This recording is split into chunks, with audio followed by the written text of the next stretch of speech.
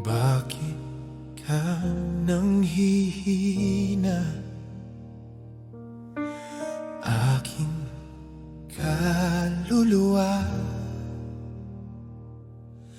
bakit ka nababagabag sa iyong nadarama? Sa gitna ng dilim, tinig niya'y iyong dinggin. Anak, huwag kang matakot sa aking katumingin. Umasa ka sa Diyos, huwag pang hihinaan. Siya ang iyong lakas, pag-asa at kanlungan. Muli kang tumindig sa kanyang mga pangako.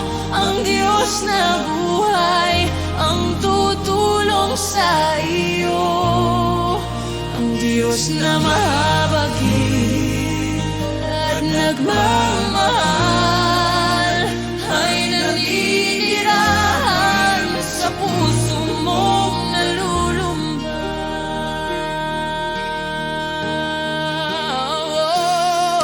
habang luhay tumutulo sa landas ng kawalan.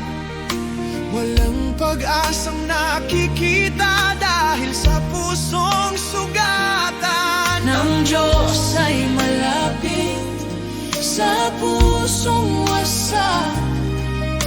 Pag-ibig niya'y tapat kahit ikaw ay bagsak.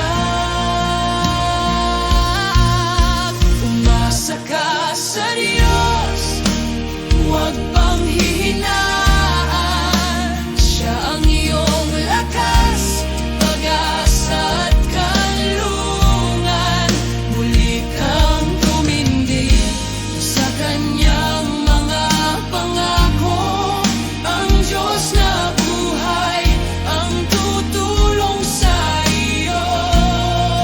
Ang Diyos na mahabagin at nagmamahal ay naninirahan sa puso mong nalulumbay.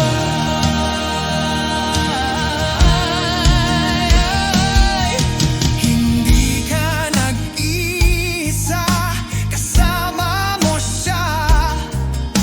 Iyong mga daing ay naririnig niya. Sa tamang panahon, kaya ka niyang iahon, pagkat sobra kang mahal ng Panginoon. Umasa ka sa Diyos, huwag pang hihinaan. Siya ang iyong lakas, pag-asa at kanlungan. Muli kang tumindig sa kanyang mga pangako. Ang Diyos na buhay ang tutulong sa iyo. Ang Diyos na mahabagin at nagmamahal ay naninirahan sa puso mong nalulumbay. Umasa ka sa Diyos, huwag pang